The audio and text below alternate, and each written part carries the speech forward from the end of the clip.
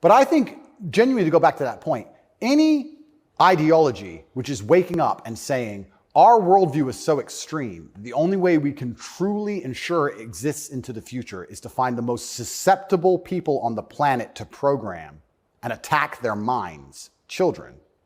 I think that that's a destructive ideology and should be very closely looked at. And it doesn't matter if it's LGBTQ or anything else. I think if you sit children down and pump propaganda into their brain, and that's the only way you can get what you want, then there's probably something wrong with your ideas because you're afraid to challenge them with a grown adult. You don't want a fair fight. You understand?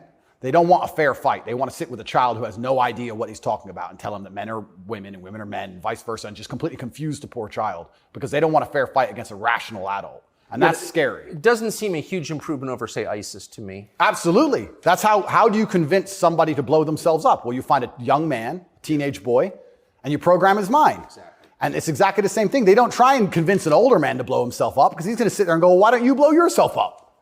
And then there's an argument. You go find a young, susceptible person, right? And that's what's so scary about all of it.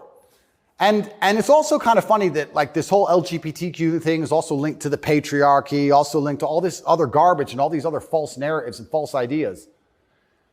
And it's these people who are attacking me saying, I'm dangerous for women because I'm a misogynist. You're dangerous for women for pretending men are women. You're more dangerous for women than I am. I'm saying a man